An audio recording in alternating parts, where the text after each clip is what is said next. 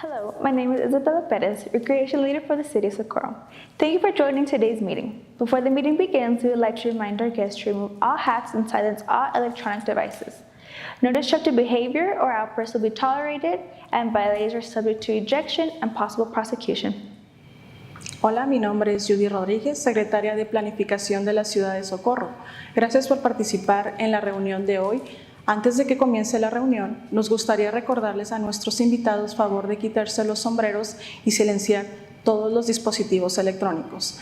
No se tolerará ningún comportamiento perturbador ni exabrupto y los infractores estarán sujetos a expulsión y posible procesamiento. Hello, my name is Isabella Perez, Recreation Leader.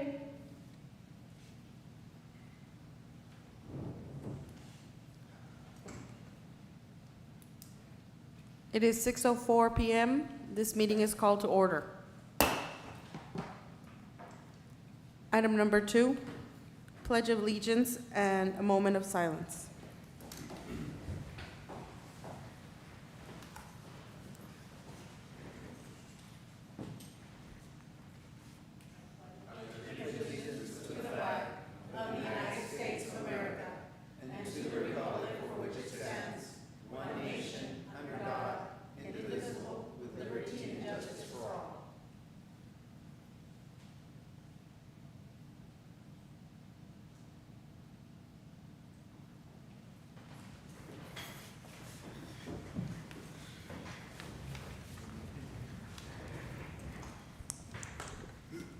Item number 3, Establishment of Quorum.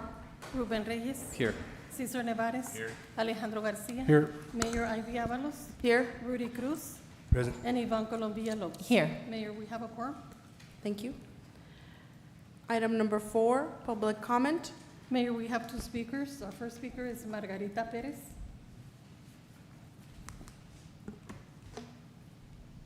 Mrs. Perez, you have 3 minutes. Good evening, Mayor and Council. It's that time again with, I'm here to present the new patches for Christmas Trails for Toys to you guys. You've been supporting us for a lot of years, so here we go again this year.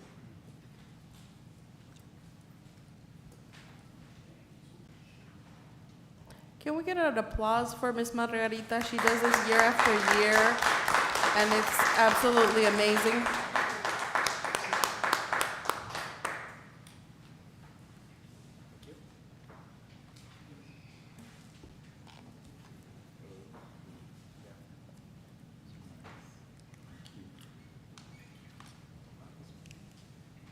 Thank you so much. No, I don't. You don't? Can I give it to you here? This is cute. I'm glad to be here too. Last year, That's last. thank you. Thank you, Margie.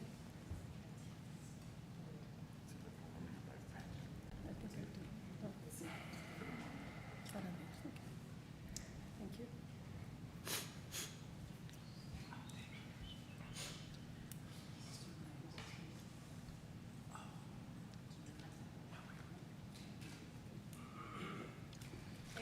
Thank you, Ms. Margie. Thank you, Margie.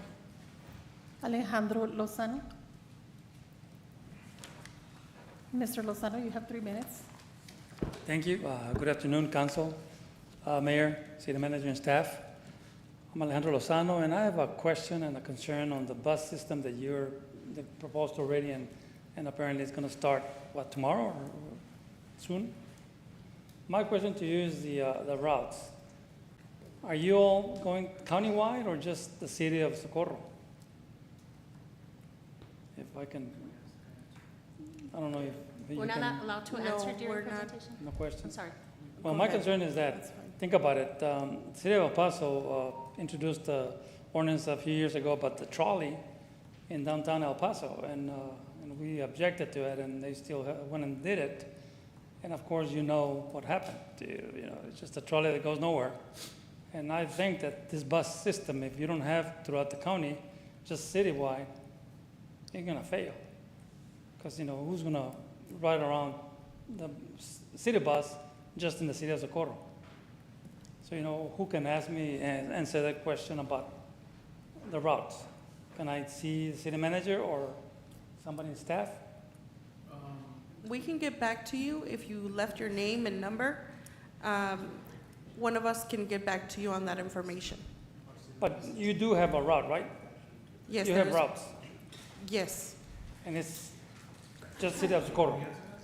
Unfortunately, right now, this is just public comment, so we're not able to answer your questions. But like I mentioned, if you did leave your number, I can go ahead and I think Ms. Mr. Lozano, if you would provide us your name and phone number, we can gladly provide you the information. Ms. Ugarte, do you have any information for this gentleman? This is just public comment, No, though. we can't have. No. You can't even have said yes or no. You have but you do have a scheduled route, right? Well, we can't tell you there's a study. There's gonna be a study, and then there's gonna be This is, hopefully. sir, I apologize. Unfortunately, we will get back to you. All right. This is, you, this is Mayor. just public comment. Thank you, Mayor. But you did leave your number, I correct? have his number. Mayor, I have You his have, number. okay, great. Thank you. Mayor, those were all our speakers.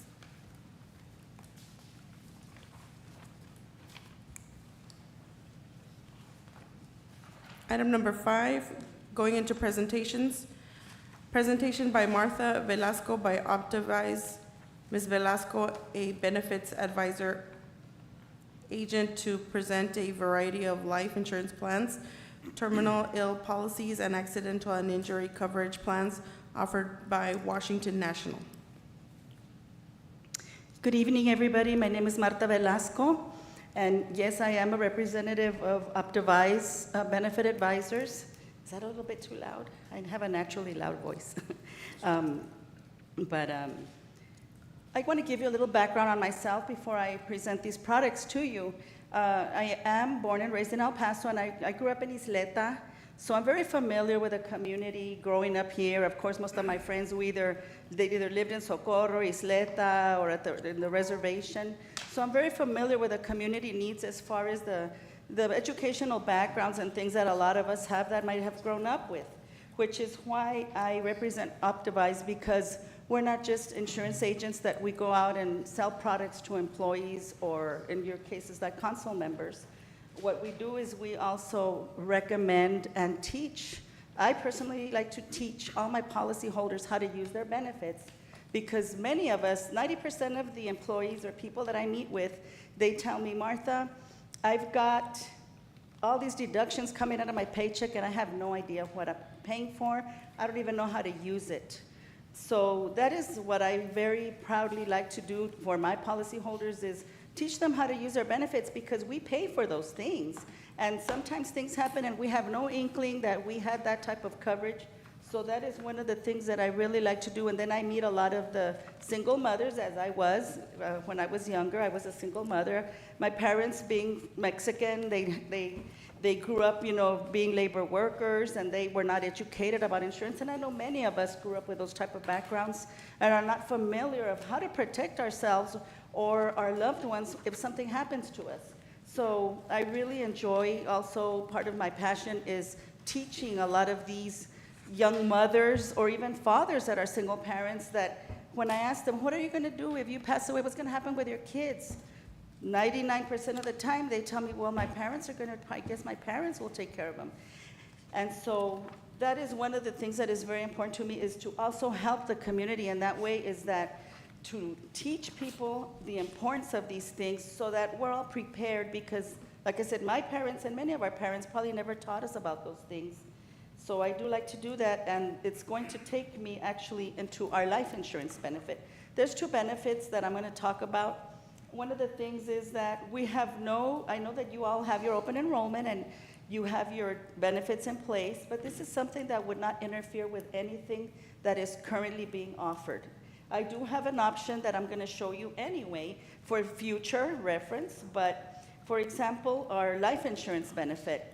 We do a guaranteed issue whole life insurance, which I passed out this pamphlet to you all, that has some amazing benefits, and we don't do what other companies do. We don't use pricing brackets. Many times when you buy life insurance and they tell you we're going to do a guaranteed issue, they do price bracketing, which means the insurance company is going to take a high risk. So the premiums are going to be a little bit higher. We don't do that. You could be 50 years old sitting next to, and you could be in perfectly health, and somebody could be sitting next to you that has been through cancer, has diabetes, and is totally uninsurable because of those things, but they're going to get the same price that you're getting as a healthy person. And those premiums are always negotiated to about 30% less than what you would pay on the outside if it isn't done through your employer, if you go through a private agency. And one of the beauties about this is that you as council members qualify for these benefits, and when you are no longer elected or you are an employee of the city, you retire, no matter what the reason is why you leave, you get to take that with you at the same rate. You get to keep your group rate, okay? So I'm going to go into the features of this plan that we do guaranteed issue. And one of the things is that when we think about life insurance, we think, I want to leave some money for my loved ones. This is not just for that, because this has living benefits. So what are living benefits? Living benefits are benefits that take care of you.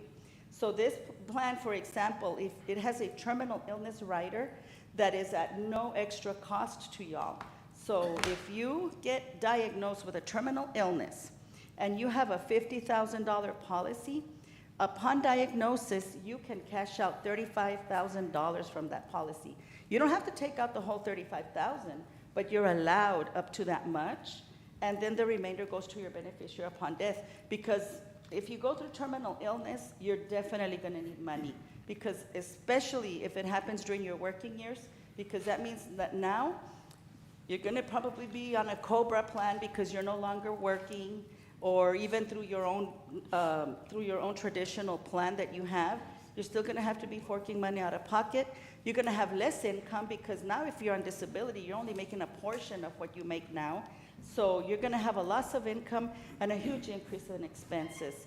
So this gives you some peace of mind if that happens to you. Now another thing that it has is, we all know long-term care policies are pretty pricey. I don't know if any of you have looked at them, but they're pretty expensive. They can run you in the hundreds of dollars a month. We package this for you all with guaranteed issue. Oh, and this is also regardless of height and weight, because insurance companies do use that against you. So somebody like me, I could be perfectly healthy, but I don't fall into the height and weight guidelines, so they'll say, oh, sorry, that's not gonna matter. So we have a long-term care benefit that is packaged into this policy as well, that if you are diagnosed with a chronic illness where you lose 2 of your daily functions, it could be dressing yourself on your own, eating on your own, walking on your own, bathing yourself. As long as it's 2 of your daily functions that you lose because of a chronic illness, it doesn't matter what chronic illness it is, you will be paid a monthly benefit for, if you've had your policy for 4 years, you can get a 4% of your benefit in a lump sum. So but you can choose the lump sum benefit, or you can choose monthly income, which it all depends on how much coverage you buy. So there's an example here in your booklet that kind of shows you, it'll kind of show you the percentage. I put myself the wrong booklet.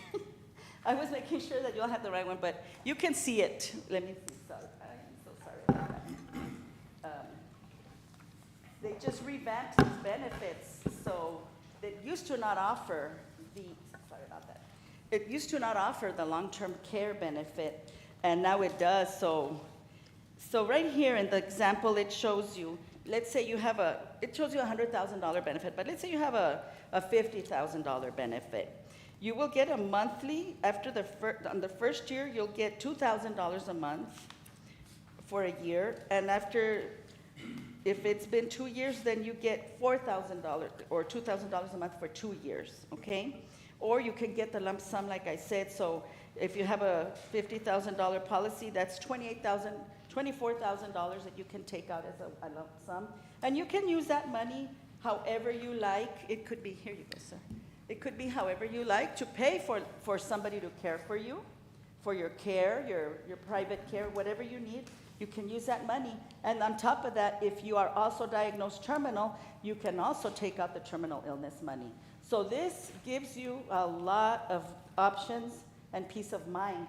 Now, sometimes I get people that are around my age, which I'm not going to disclose, but they'll tell me, I would like the 50,000, Martha, but for me right now it's a lot. We have a benefit that is called an automatic benefit increase rider that comes at no additional cost as well. So on the example here, you'll see this is a 30-year-old that started off with 27,000. Your premium would go up, how often do Socorro employees get paid? 26 times a year or 24? 26? Okay, so yearly, your premium would go up $2 a paycheck, but it's adding pure insurance to the face value. So you start off with a $25,000 policy. Of course, it depends on your age. But let's just say a 40-year-old, just to average it out. A 40-year-old started off with a $25,000 policy. By the end of 10 years of doing that little $2 increase, they'll double the value of their policy. So they'll by then end up with a $50,000, okay? And it is an interest-paying policy because it is universal life. So that means that you're also accruing interest, which means you're accumulating cash value that once the policy matures in 10 years, you can borrow. You can borrow your cash value, and the interest is 4.5%, and you're guaranteed that it won't drop below 3%. You can also insure spouses and children with very minimal, they would have very minimal health questions, which would be, have they been hospitalized in the last year? Are they AIDS or HIV positive? Or are they disabled? If they answer no to any of those questions, they qualify, okay? And it is, another thing that I didn't mention is that it's not, you have an option of going payroll deduction, or we also have a service that we offer that we go through a third-party administrator, because I know personally that a lot of times things happen, and with billing, and then the payroll administrator is going crazy and having to spend all this time. With us, you don't have to do any of that because we offer that third-party administrator where you will never see a bill from us. You will never have to reconcile anything. The only thing you have to do is, if you do have us implemented into your benefits, is split the direct deposit. So the employees or your check, let's say, goes to Bank of America, and then the $25 a paycheck, whatever you have, is gonna go to Piedmont, which is the bank that does everything. They're the ones that collect the premium. They're the ones that reconcile. They're the ones that do everything. You don't have to do anything. Just enter that one time into the system and done with it. And when the employee leaves, when you delete him, he or she gets deleted anyway, and then they're on their own to continue on their own with that, okay? Any questions on this so far? No? Okay, so then moving forward, this is the benefit that I was talking about that would absolutely not disrupt with anything that you currently have. We don't do the Section 125 under these benefits. So we do open enrollments throughout the year. I work with other cities and counties and throughout Texas and New Mexico.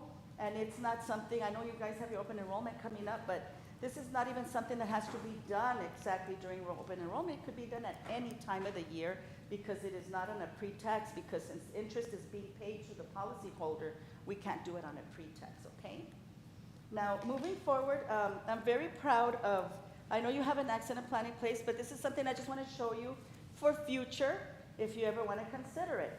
Because we're very, very proud of our accident plan because we are officially the carriers for Customs and Border Patrol and the Texas Department of Public Safety officers for their association. And the reason for that is because of the quality of this policy. It is really targeted for high-risk occupations like law enforcement officers that I always stress. I know that you all have a more dangerous now job than ever because the new generations of the youth have no respect for authority or the law. And I remember being a kid myself thinking, oh, here's a policeman, you have to behave. That's not the case anymore, and I'm sure you can probably agree to that. That isn't. So this policy, what makes us different is that employees or yourselves are covered on and off the job. It is not going to decline you because you have an accident on the job. We have three things in one. First of all, of course, is your paycheck that it's going to protect. It has life insurance if you die in an accident, and it has also benefits for injuries on or off the job. This policy covers you 24/7 in all 50 states. So for example, we cover every bone in the body, and I'm going to talk about level 4 only because that's our most popular level. But one thing that I'm very careful about is that when I'm talking to employees or whoever I am speaking with about my benefits, I'm very careful not to oversell anybody, because all that does is cause headaches and then people get upset. So if I have somebody sitting down with me and I always, kind of screen them, and how much are you making? Well, I'm making $12 an hour. It's a single income home, and sometimes they get excited. Well, I want to buy everything, and I tell them, why don't we just start out with level 1, and then little by little you can increase your benefits. That way, they're not overwhelmed when they start having those deductions. But level 4 is our most popular. So, for example, let's just say that one of your all's days off, you get into a bad fall and you end up fracturing your leg. This policy is going to pay you $3,000 just because you broke your leg. Then on top of that, of course, you're going to go to the emergency room. Every time you go to the emergency room, you're going to get $300. And then on top of that, if you end up in the hospital, they pay you $2,000 because you get confined, and then you get $1,000 a day every single day that you're in there up to a year. So that's pretty unbeatable with most of the plans that you look at out there. This is really going to put some serious money in your pocket. Second, if you end up having to be flown, they pay you.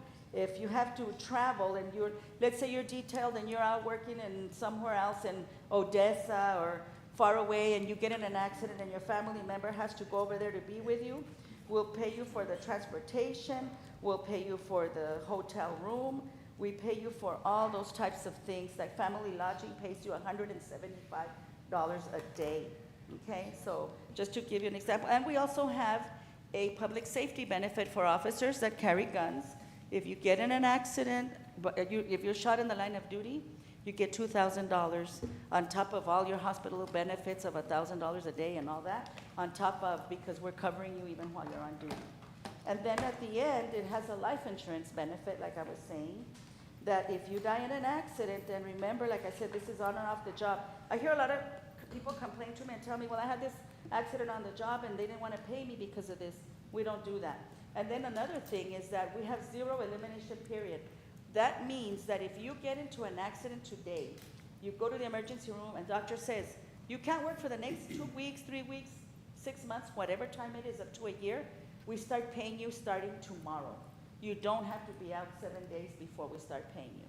On the sickness, it's after 7 days that you've been out sick. Most plans you have to be out 15 days. With us, you're out 6, 7 days plus.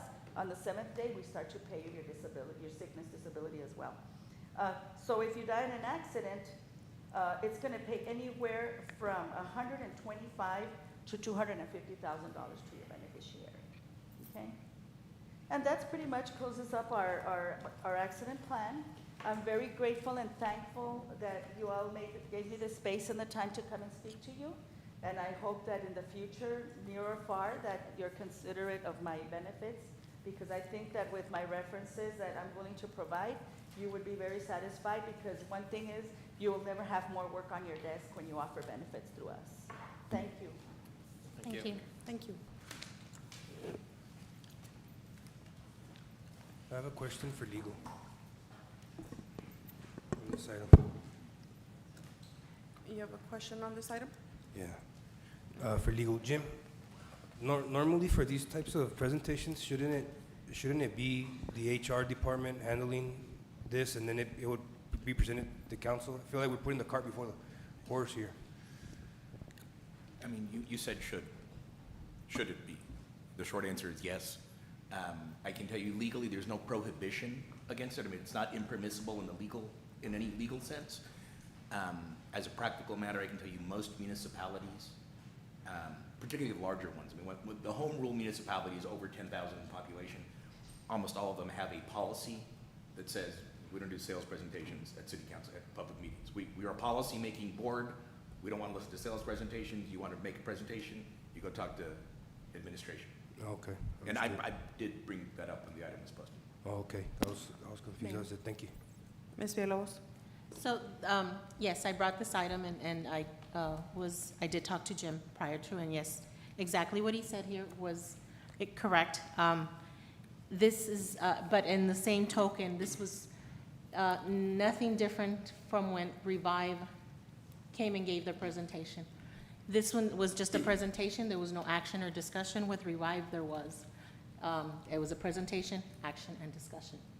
And because it's not illegal, and because this policy or these type of policies,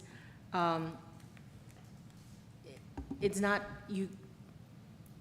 they don't have open or enrollment they're pretty much open if the city decides on it. And so therefore, this is why I said, okay. So if it's very much like the presentations like Revive, we've had several of them in the past 6 months or whatnot, and it's not illegal, This is why I agreed to it. Thank you. Mr. Cruz? Yeah, at this time, I'd like to make a motion to move agenda item 19 up on the meeting agenda. Second. Ruben Reyes, Yes. Cesar Nevares. Alejandro Garcia, Aye. Rudy Cruz, Aye. and Yvonne Colombia Lopez. Yes.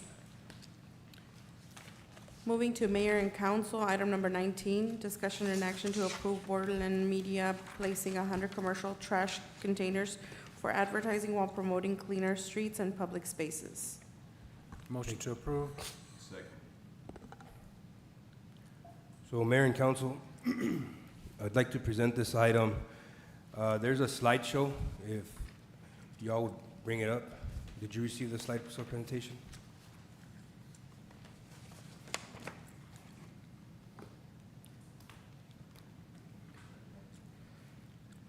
We can have them bring it up, but I'll move on with the information that I wanted to discuss with council on this table. So Socorro is a growing city, as you all know, and we're starting to see more sidewalks on the main highways and whatnot. We can only do so much as a city to keep the city clean, right, and clean up.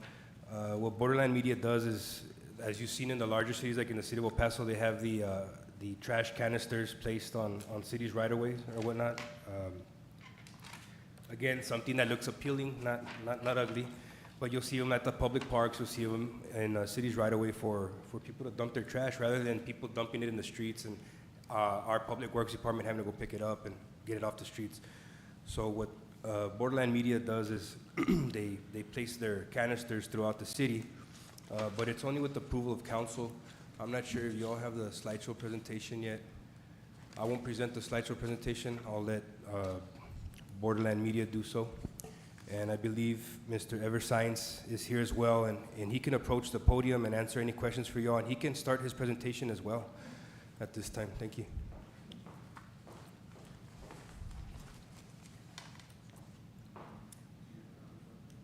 No, I have it on my email. I can send it by email, or I can present it. It's item 19 on the backup.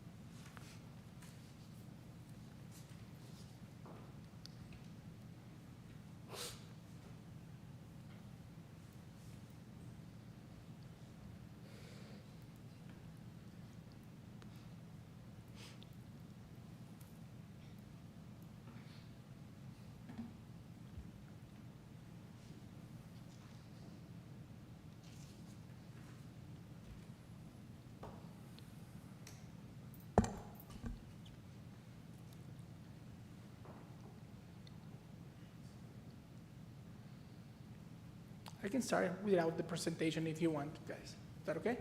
Yes, please. Okay, thank you. Good evening, Mayor, councils, and city staff. My name is Everscience, and I'm bringing you a business proposal. I'm the co-owner of an advertising agency. Our goal is to help businesses to promote their products and services via billboards, social media, printing advertising, and public events. So let me talk a little bit about Socorro, which you all know. So as we know, Socorro has a fast-growing population, right? It is expected to be over 38,000 by the year 2030. However, I believe that it's a really conservative projection. An increased population leads together to a greater demand for public services, including waste management. That is something that we want to prevent for the future. Now, rapid population growth and insufficient public waste containers, like Mr. Cruz said, can lead to increase in littering, pollution, waste accumulation, and can have a potential impact on public health and increased costs for the city in waste cleanup efforts. That is why I'm proposing you to partner. We want to propose, oh yeah, can you go to slide number 4, please? Yes, number 4. I think that's, can you go one back, please? Just one, that one, okay? That's why we're proposing to partner up with the city, and we will provide the waste containers for the city at no cost to you. Can we go to the next slide, please? There you're gonna see some case studies, okay? Like in cities like Austin, that they implemented the commercial waste containers and reduced litter in the streets by 30%, and they reduced waste costs and increased public engagement. Can we go to, move to the next slide, thank you so much. So what is the business proposal, okay? We would like to start placing 80 waste containers in high traffic areas and public spaces. We will ensure these are statistically pleasing and have durable designs. And let me point out, just the investment for these waste containers, it's around $46,000. Because each container, it's about $575. And that's an investment that we're willing to do for the community. We will take care of the waste collection, we will maintain the waste containers, and partner with local waste management services to dispose the waste properly. We will offer advertising spaces in the waste containers to our local businesses. We will charge competitive rates to attract advertisers, and we will use a part of those advertising revenues for trash can maintenance, city cleanup projects, or we can use some of the advertising spaces to promote city events or to promote any related city initiatives that you guys have. Can we go to the next slide, please? So we have identified the areas with high traffic, where right now there's 18 areas that we identified, and within those 16 high traffic areas, we will plan to put 60 waste containers, and we will have 20 additionals to any open spaces that you would like to or you see that there's an issue on waste that we can work on. Now, what are the benefits for Socorro? We will have a cleaner city. We will have enhanced the image and community pride, and we can bring some additional revenue for the city. We also provide opportunity for local businesses to engage with the community. Can we go to the next slide, please? In conclusion, this is a sustainable solution to manage waste and improve the quality of life of the Socorro residents and visitors. We seek the City Council's approval and partnership to implement this project.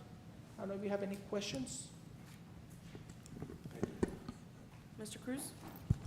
I have a couple questions. So this is at no cost to the city for you to place the trash bins throughout the city, and I believe you mentioned 60 would go in high traffic areas, but you would make available to the city locations of our preference? If Yes. we prefer to place them at our parks or in Yes. certain public Yes. buildings and whatnot? Yes, correct. Okay, because we have a lot of walking trails that we're starting to enhance, and I think that that's something that would be good for the city if we don't have to make the investment out of our budget.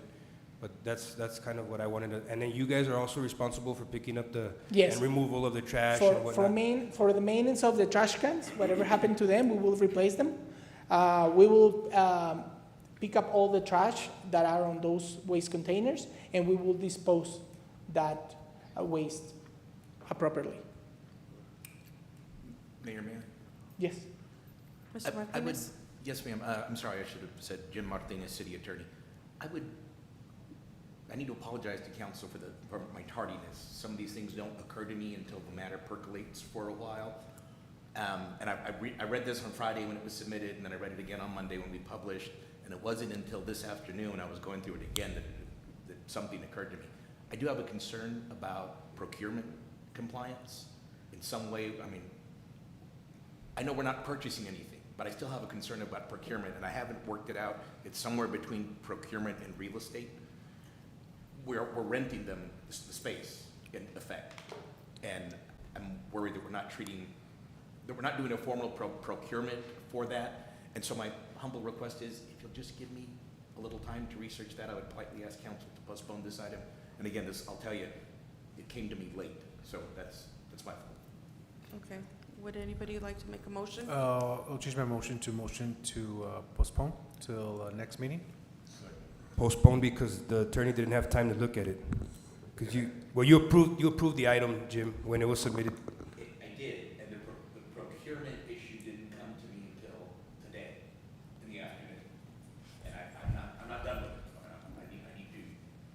I'm still not sure how to characterize a procurement compliance, or if it's a real estate issue, or some kind of hybrid. We do have limits on when we convey real estate or permit others to use real estate. I have concerns about that, and I want to make sure we're not doing something wrong. Usually in my experience, if may I? Yeah? Usually in my experience with other cities, the way that it is the city council approve it and provide a permit for the company to place the waste containers in specific areas which you approve. If there's no rent involved into this. We have to, is there a second for the motion? We have a second. We have a second? Ms. Villalobos? I still had questions. I'm Oh, sorry. you have a question? Yes. I know we're postponing it, Jim, and I was gonna ask something along the lines, you put it a lot better than I would have. But my other question is there a time frame for this? Is there a rush to get this pushed? No, it's not a rush.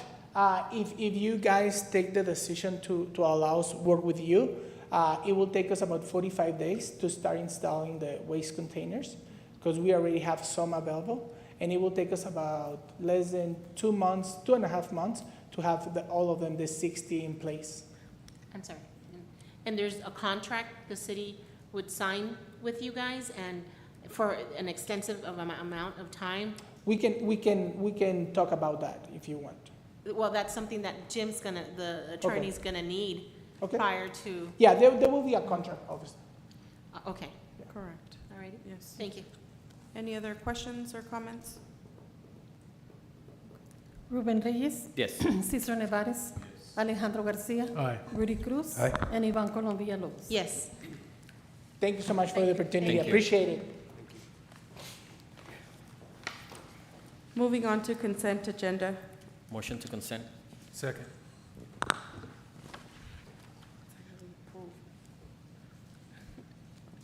Ruben Reyes. Yes. Cesar Nevares. Alejandro Garcia. Aye.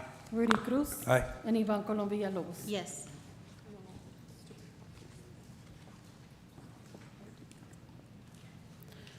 Moving on to regular agenda, Human Resources Department, item number 10, discussion and action on approving the revised job description for the Finance Director.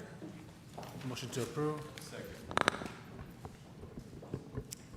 Good evening, Mayor and Council. Carol Candelaria here, HR Director. This item is requesting approval for the revised job description for the Finance Director to increase the minimum salary requirements. As discussed in our 7/13 budget meeting, the increase in this minimum salary is to allow us to be able to gather more and more better qualified candidates in this position. There's an attachment that identifies the changes that were made on the job description, along with the current job description that we are doing. At this time, the HR is asking council for the approval of this item, and I'm available for any questions should you have any. Questions? Ms. Villalobos? Yes. I'm sorry, I should have calculated this. So we're increasing it by 23,520, that's included with French benefits? It's 10,000 plus the fringe benefits would give you that agreement. Yes, ma'am. So it does include all the fringe benefits, all the benefits that are associated with it. So 94,000 plus the French benefits equals to about 107? No, it's 85,000, ma'am, is the 10,000 increase. We're looking at So- item number 10, right? Yes, ma'am. So the current job description was lower than that, so we've increased it by an additional $10,000. With the fringe benefits, it gives you the value of $105,000, I believe is what's in there. I'm sorry, I have amounts of 84,000 and amounts of 107,520. That is correct. So it's an increase of 10,000. Okay. Then you add the fringe benefits on top of that. That gives you your yearly compensation package is what it is. Okay, Okay? all righty then. Thank you. You're welcome. Any other comments or questions? Ruben Reyes. Yes. Cesar Nevares. Alejandro Garcia. Aye. Rudy Cruz. Aye. And Ivan Colom Villalobos. Yes. Item number 11, discussion and action on approving the updated job description from Program Officer Compliance Specialist to Grants Compliance Officer. Motion to approve. Good evening, Mayor and Council. Carol Candelaria again here with HR Director. This item requests the approval for the revised job description from Program Officer Compliance Specialist to a Grant Compliance Officer. As discussed in our 7/13 budget meeting, these changes were made to the job description. Were focused on the duties requiring good knowledge of general accounting accepted accounting principles as it relates to the grants, contracts, and project compliance and monitoring. HR is asking for the approval of this job description. Attached, you will also see the old job description and the new revised job description that is attached. I'm available for any additional questions that you may have, and I have Ms. Valdez from the Grants Department, should you have any additional questions for her. Mayor, I have one question. Mr. Cruz? Yes, Ms. Candelaria. Yes, sir. Just refresh my memory really quick. For any pending grant applications that we submitted right now, there's not going to be any issues with the changing of titles, because I know when we submit grants, we use certain terms and titles, and maybe the term Program Compliance Specialist may have been submitted along with some of those grants, and now we're changing it over to Grants Compliance Officer. That won't hinder anything on the side of the grants, right? I can have Ms. Alejandra address that issue since she's the one that submits the grants. And I don't know if that's a dumb question. I know that they can be really picky sometimes when we submit those applications. Great question. No, actually, none of our grant applications specify the title. Usually we request administrative costs, and they're one line item, and there's no title associated with that. And it's usually a percentage of the grant award. So to date, no grant application specifies this specific job title. Okay, all right, thank you. Ms. Villalobos? Okay. I'm still lost, and I apologize. Okay, I'm looking at the numbers here. Financial impact for this particular one, which also probably is the same pattern on the other one. Yes, ma'am. We're stating their regular pay would be 47,000+, and once you include the French benefits and whatnot, then it's 61,000+. That's correct. But here it does not, unless you calculate what it was from to what it is looking like, will be looking like in between this range. So the last range, what I'm trying to say is, what was the last range? In the prior job description under the Program Officer Compliance Specialist, it has the hourly rate, and it is now going from that hourly rate to the new rate, which is $23 an hour. Okay, Okay? 20, up to 34, depending on their qualifications. That is correct, ma'am. Perfect. Okay. Thank you. You're welcome. Yes. Any other questions? Ruben Reyes. Yes. Cesar Nevares. Alejandro Garcia. Aye. Rudy Cruz. Aye. And Ivan Colom Villalobos. Yes. Thank you all. Thank you. Moving on to Grants Department, item number 12, discussion and action to ratify a letter of support for Project Vida's Community Development Corporation's application to the U.S. Small Business Administration, SBA Women's Business Center, supporting child care small businesses grant. Motion to approve. Second. Good afternoon, Mayor and Council. Alejandra Valadez, City Development Director. We are requesting your approval to ratify a letter of support for Project Vida's grant application to the Small Business Administration, specifically to provide technical assistance to women-owned childcare-related businesses and entrepreneurs. If funded, Project Vida would be able to provide additional support to those types of businesses. As you know, childcare is vital for many individuals to be able to participate in the labor force, and childcare is specifically crucial for disadvantaged communities like Socorro, because that means that people that have a disadvantaged background, maybe low income, are then able to find a safe, regulated, and permitted place where they can take their children while they go to their job. Obviously, this contributes to upward mobility, and for those businesses that are women-owned and entrepreneurs, it also contributes to the economic growth of the community. Questions? Ruben Reyes. Yes. Cesar Nevares. Alejandro Garcia. Aye. Rudy Cruz. Aye. And Ivan Colom Villalobos. Yes.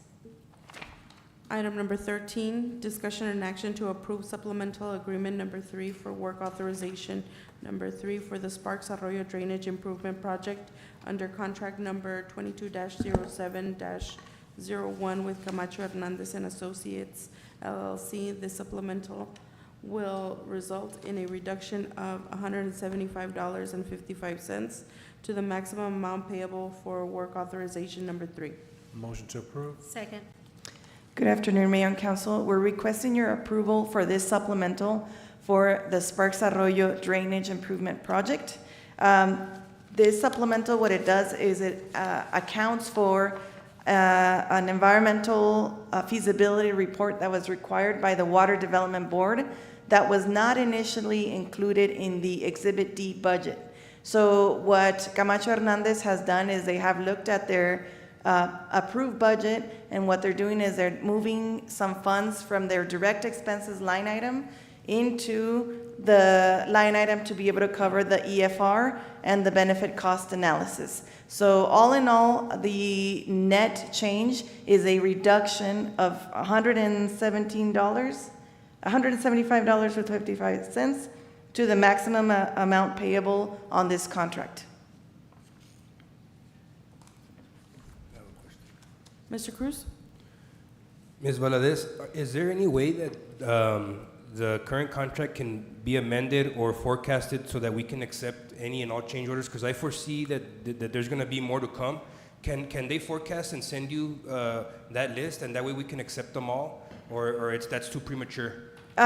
We can request that and bring that back to you all. I do fear, however, that as the project moves forward, there are little unknown.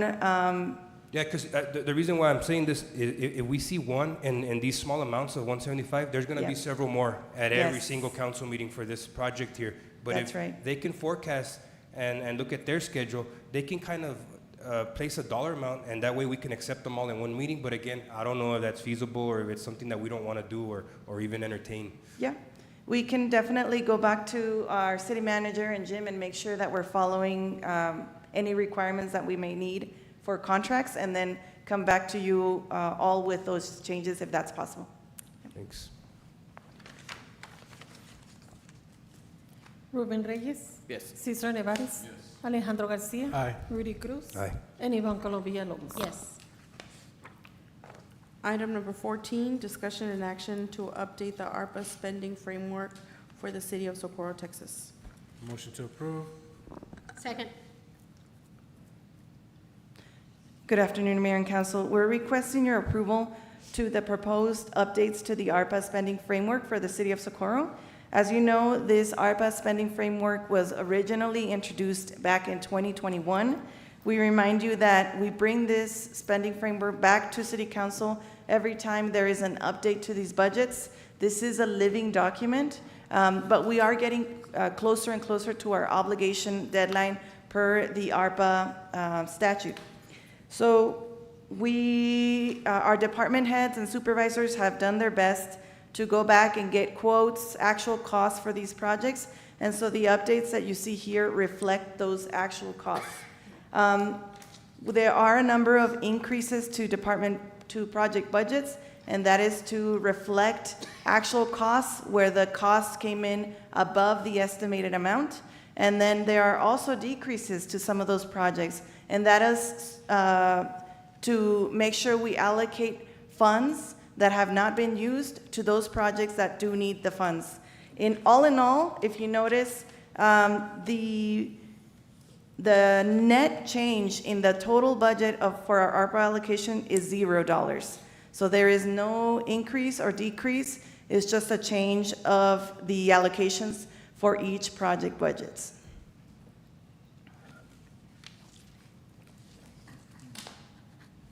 Ruben Reyes. Yes. Cesar Nevares. Alejandro Garcia. Aye. Rudy Cruz. Aye. And Ivan Colom Villalobos. Yes. Leslie? Thank you.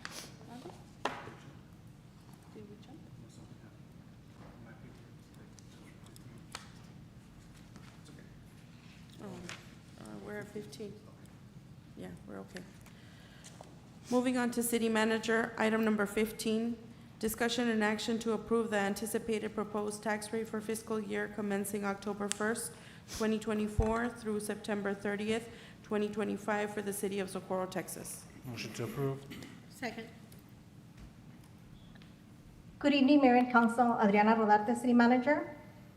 On this item, I will be covering the 2024-2025 tax analysis on what our potential tax rate will be for the upcoming fiscal year. So this is the tax analysis. The no change is our current tax rate of 0.702021. Then we have the no new revenue tax rate, which is 0.652238. This is the tax rate for 2024-2025 tax year that will raise the same amount of property tax revenue for the city from the same properties as last fiscal year. Then we have the voter approval rate, which is 0.666900, which is the highest tax rate the city may adopt without holding an election to seek voter approval of the rate. This is the rate we are proposing as staff for you all to adopt. The next slide will show you the homeowner effects.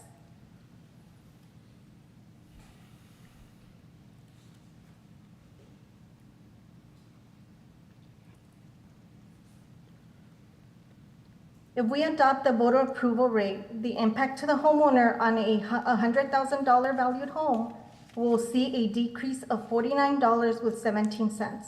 However, they will probably not see the decrease since their property values are increasing. At this time, staff is recommending to approve the voter approval rate of 0.666900. Do you all have any questions? Mayor, may I? Mr. Martinez? Mayor and council, as I try to do every year, there's also a legal reason. From a legal perspective, we recommend at this stage using the voter approval rate. It's because it gives council more discretion. That rate is going to be used in some notices that we publish that are legally required, and this is a process, right? You don't have to, we're not going to adopt a budget in the next week or two, and things change. And so my advice from a legal perspective is always, right now where we're at in the process, start with the highest, with a voter approval rate, because you can always go down. You could modify it, you could change it later. If you give notice of the higher rate, and for whatever reason circumstances change, council can lower it. You can't do the other. You can't do it in the other direction. You can't use a lower rate now, and then because there's some massive change and council wants to change direction, you can't increase it if you've already published notices with a lower rate. So can you still accept the item as stated?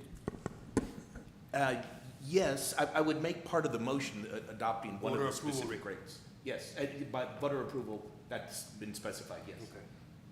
And you made the motion, right? Okay. Do you want to amend your motion to include the voter rate? I'd like to amend my motion to improve the voter rate. Voter approval rate. Voter approved rate. I would say to include adoption of the voter approval. to include the adoption of the voter approved rate.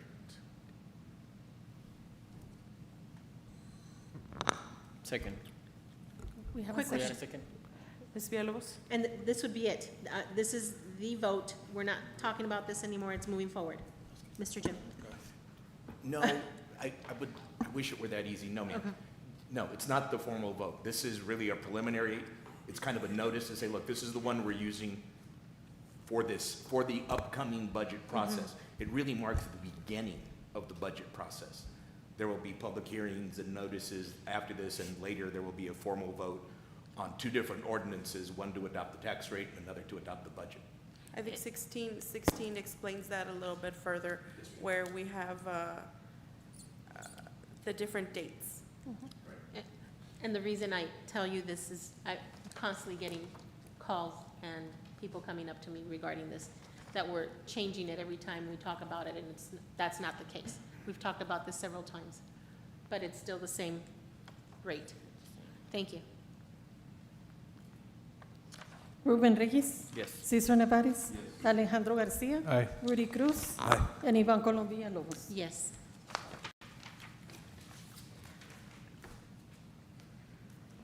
Item number 16, discussion and action to approve the scheduling of public hearing on September 12th, 2024 for the anticipated proposed tax rate for the fiscal year commencing October 1st, 2024 through September 30th, 2025. Motion to approve?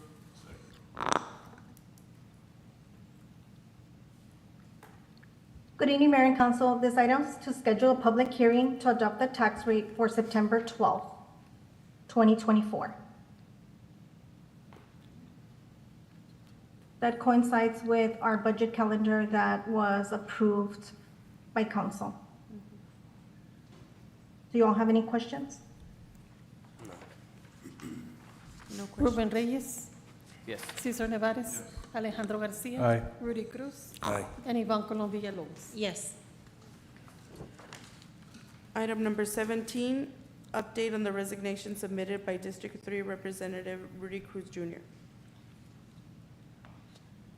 Good evening, Mayor and Council. This is to notify that Council of District 3 Representative Mr. Cruz has resigned as of July 19th.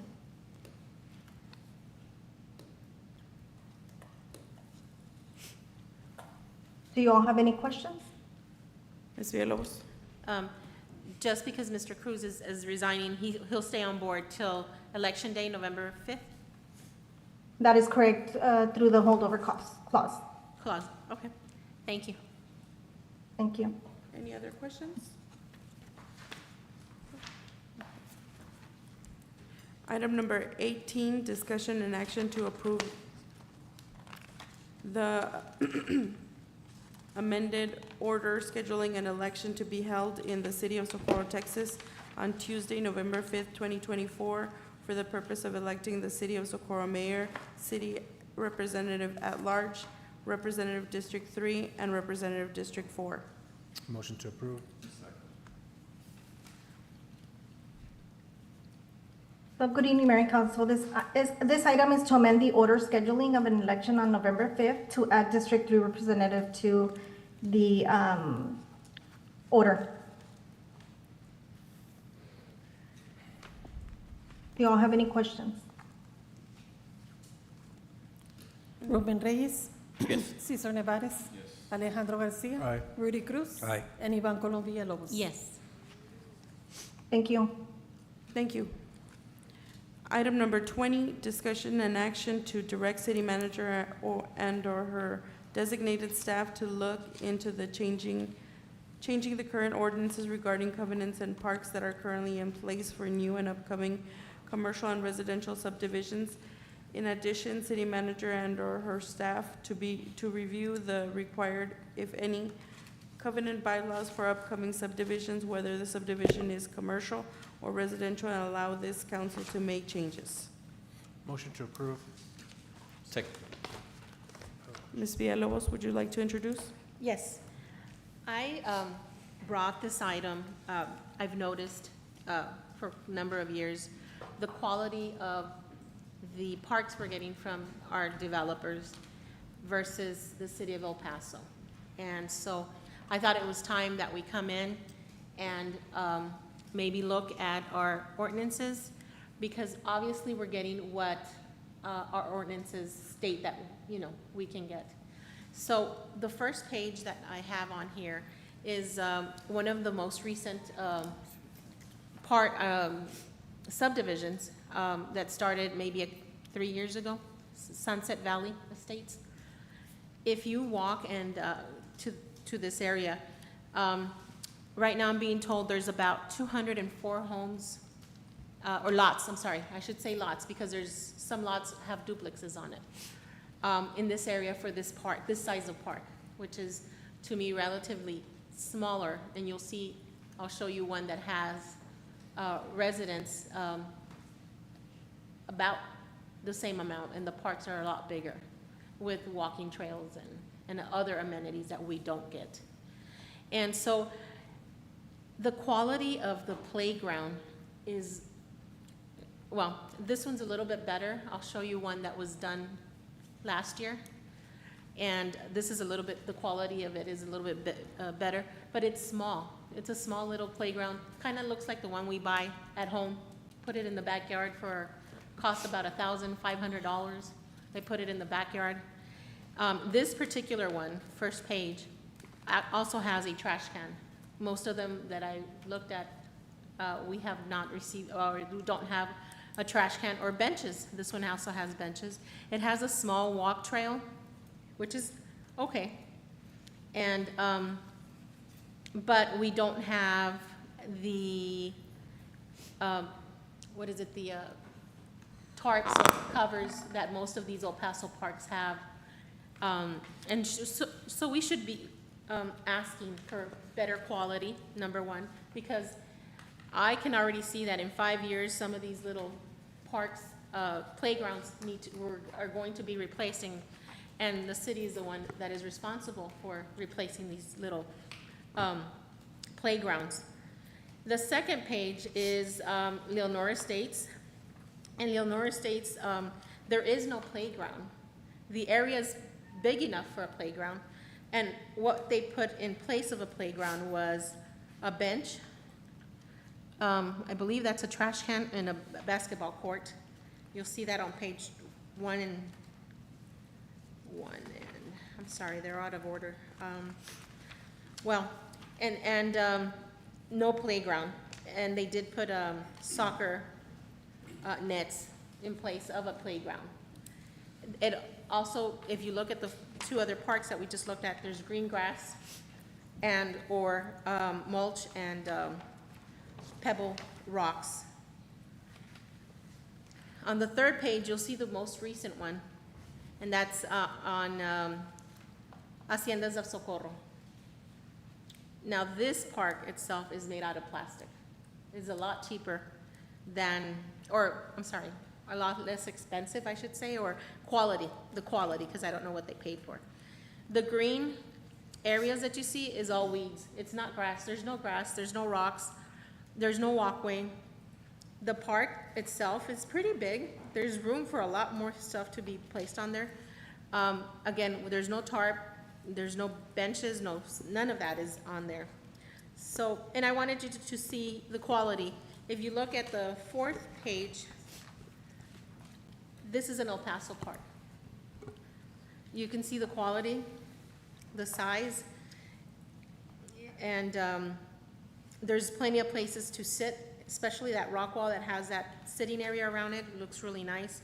Green grass, walking trails, all around the park. The park is humongous. And in that area, it is a bigger area. It's the Richby, Montana area. But you have several parks that the developer put out there. And I'm not sure if it was a group of developers or one developer. But in a nutshell, what I'm trying to say is that we need to look at these parks ordinances that we have with I think I've mentioned it to Ms. Camilo that that maybe there's some room for improvement and better parks for the quality of life here, and also the quality of amenities that they're putting on there, okay? Now, the other thing, I'm sorry, I didn't have I didn't add the covenant. I didn't, I'm sorry. So recently, on Rancho Viejo, Icon Homes purchased and is building about 5 or 6 homes on an acre each on Rancho Viejo. Now, their subdivision is not called Rancho Maribal like Rancho Viejo. It is called, help me out, Ms. It's Escondido, Rancho Escondido. They do not have covenants. They have no covenants, and I'm not sure, I'm thinking it's because we're allowing it, and maybe we should look into every subdivision that comes in here having a covenant so that they can follow the rules like everyone else. And so this is why I'm bringing these 2 items together. Thank you. Oh, I'm sorry, one more thing. The reason I'm bringing this up is the residents were saying that the homes that were built on Rancho Viejo with this new subdivision are too close to the street, too close to the street. It's an acre, a lot, Miss Camilo, they're about an acre. They're an acre. And they built the houses really close to the road because they did not follow any covenant because they did not need one at this point. And I don't know, Ms. Camilo, if you can talk about why they did not need covenants prior to building or developing the subdivision? So Jim can correct me if I'm wrong, but deeds and covenant restrictions are solely at the discretion of the developer? I'm sorry, can you speak it to the mic? I can't hear you. Okay, is my mic on? Yes. Okay. Thank you. So I'll let Jim correct me if I'm wrong, but deeds and covenants are solely at the discretion of the developer. We have rules and ordinances that cover our developments. If those need to be addressed and changed, we are having an opportunity here soon with the development of the Uniform Development Code. We can take a look at all of these developments, all of these ordinances as they relate to development, subdivision, zoning, the parkland dedication ordinance as well. Mayor and Council, what I can tell you, Lorraine's right when she says the developer. Technically, legally, it's the owner or the owners. Before it's actually constructed, that's usually a developer. But occasionally, I mean, even 30 or 40 years after it's built, there's a group of owners, and they can get together and they can adopt covenants or bylaws for their subdivision. It's relatively uncommon. Most subdivisions, I would say, don't have specific covenants or requirements, but many do. It's just not the majority. And Lorraine is also right in terms of the parkland. There is a parkland dedication ordinance that controls a lot of things about parks and open spaces. How much land the owner is required to set aside or really to convey to the city for parks, and then it sets the standard, it describes the standard for improvements to the parks, what's required in various parks of various sizes.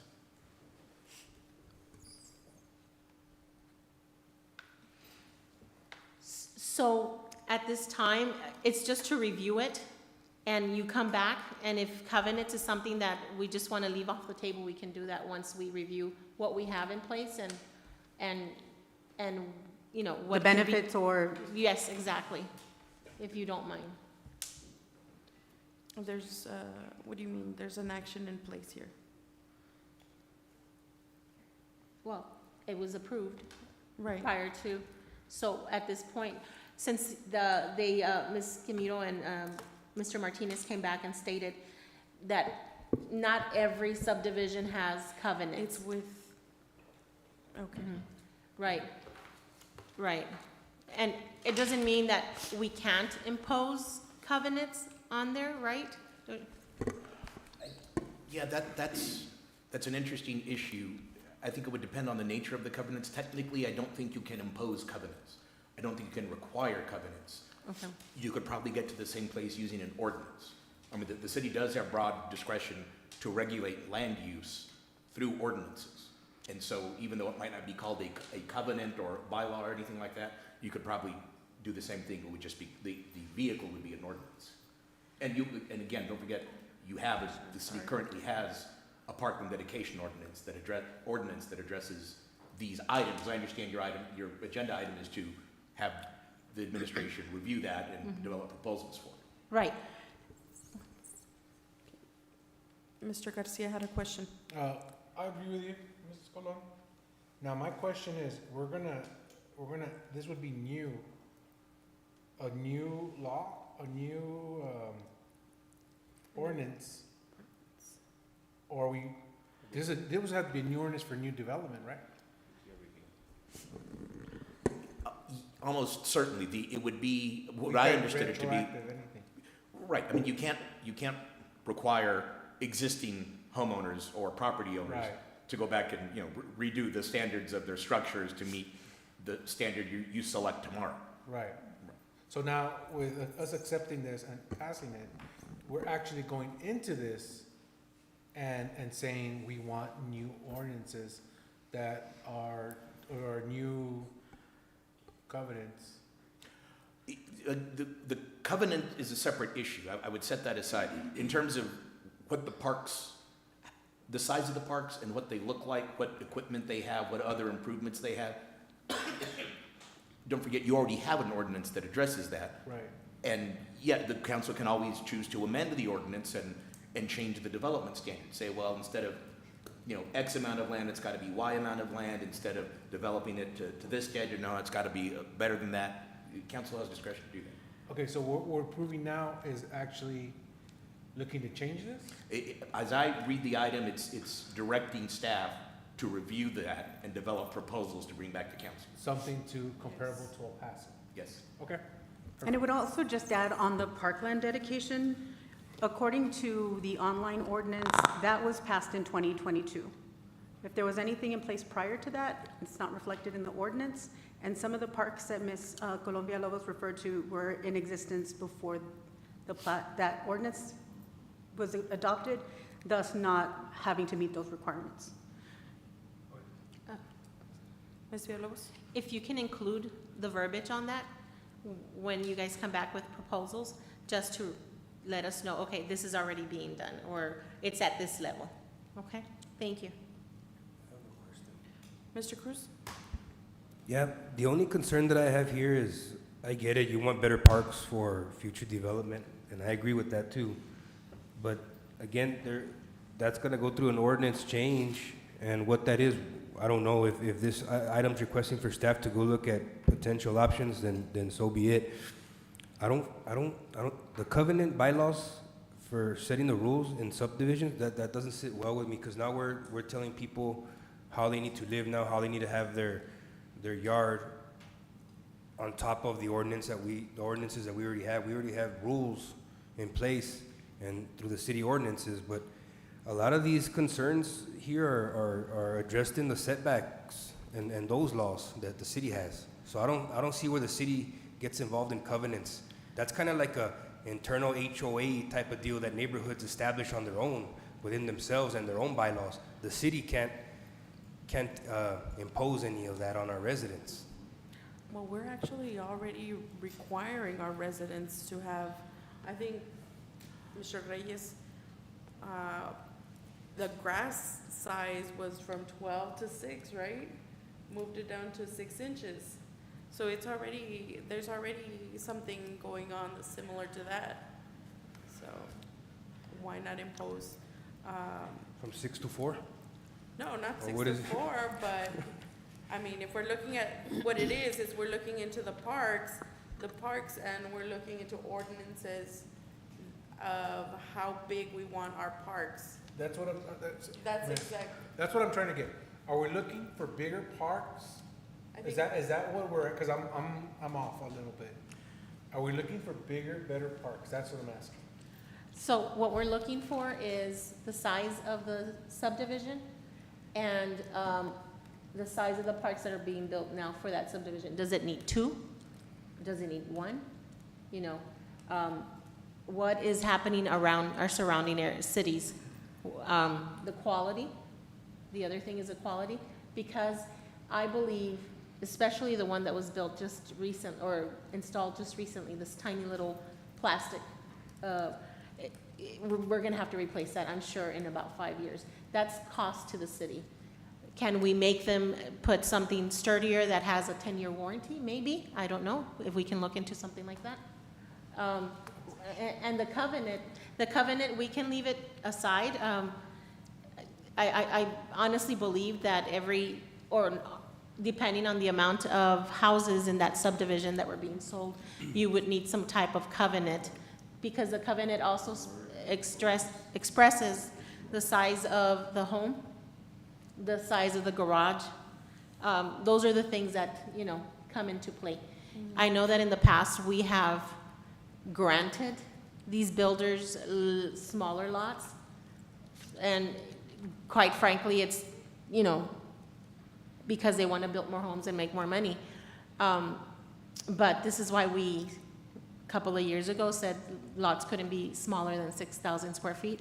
And then you go to these to these developments, and the incredible trash that is left daily, the incredible weeds that are left there daily, and yet we're helping them make more money, but yet they won't go out. Not the developers, the builders, but the developers have the duty of telling them, you need to keep it clean. You need to, if you go to these developments, I know our code enforcers have been out there, and today was no exception. I went out there, it looks better. These subdivisions are inundated with furniture.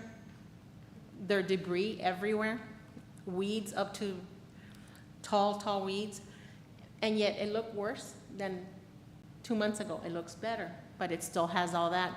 And and this is the reason covenants come into play, because it's not just the size of parks or the size, it's the size of a garage.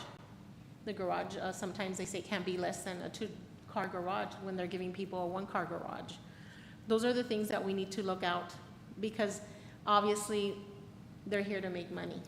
And then we're stuck with the cleanup, the whatever the case might be. So anyways, I wanted to start there with the parks, and we can leave the covenants out. I did not know that it does not have to be a rule. It's not a Texas rule. It could be a city rule, right? It could be a city rule, ordinance, or not. I didn't quite understand the question. So, Can you say that again? let's say Texas says not, you don't have to, but can the city make it a rule? Just curious. That's an interesting question that I haven't thought about. Probably not.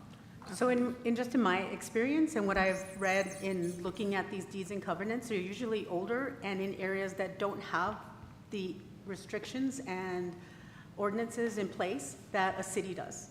So if you go back to areas out here that have deeds and covenants, it was when these areas were not a part of Socorro, they were not a part of the city of El Paso, and folks wanted to move out here for whatever type of residential, or maybe even the developer themselves wanted to build a subdivision for a residential feel, and having no other way to exclude commercial or other nuisances, they had to resort to the deeds and covenants. So they're legal in the state of Texas, but not necessary, because there's also so many different areas of that can be covered by a deeds and covenants, and at what point do you say that's really outside of the city's purview?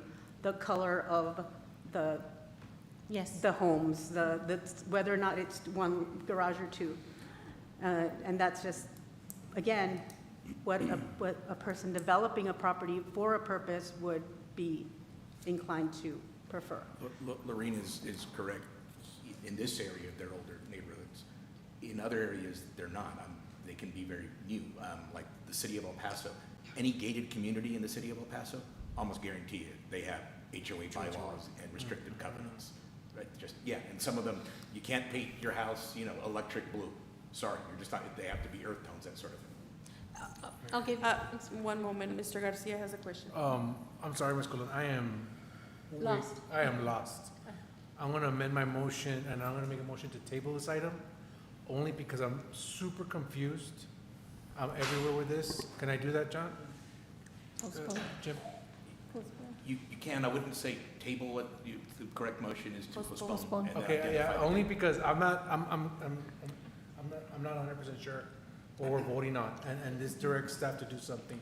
So I'm gonna motion to postpone item till next meeting. Hopefully, we can break it down a little bit more, only because I'm a little bit razzled about it. I'm not 100% sure what I'm voting on. Ms. Villalobos? So what I want to propose is that we remove the covenant because it's been cleared, it's not a must, we don't have to, or it's not a mandatory, I'm sorry. But the parks, I think we're pretty clear on what is being requested, that they research, come back and tell us, I'm sorry, Ms. Colon, I am not 100% sure exactly what we're talking about, because we went to houses and garages, and then we went to parks, and I'm not fully committed to this, and if we can just break it down, maybe 2 items, and we can do that, I would greatly appreciate that. That's just for me and my nuisance, not knowing real estate stuff or houses. You did get me on the parks situation, but let's maybe we can break it down a little bit more and what we want to do, because this is 2 items, and we would have to actually dissect it more and say, we don't want this, we don't want that, but we do want this and we want that. I hope you understand that. Yeah, I do. Do we have a second? Do you have a question? Just a comment. Would it be better if we delete the item and you bring it back on next meeting as a new item? I don't have a recommendation on that. I just did want to point out, if you postpone it, the item that will reappear is the exact same item. Oh, So would we you need like to? motion to delete and then have her bring back a new item stating specifics for us to Yeah. discuss and take action on. Okay, motion. So I amend my motion of postponing and a motion to delete item 20. Second. Without the covenant. Do we have a second? You did Yes. second? Okay. Ruben Reyes. Yes. Cesar Nevares. Alejandro Garcia. Aye. Rudy Cruz. Aye. And Ivan Colom Villalobos. Yes. Mr. Martinez, do we have anything for 21 through 23? Motion to delete items 21 to 23. Ruben Reyes. Yes. Cesar Nevares. Alejandro Garcia. Aye. Rudy Cruz. Aye. And Ivan Colom Villalobos. Yes. Motion to adjourn. Second. Ruben Reyes. Yes. Cesar Nevares. Alejandro Garcia. Aye. Rudy Cruz. Aye. And Ivan Colom Villalobos. Yes. Meeting adjourns at 7:26 PM. Good night, Good everyone. night. Night.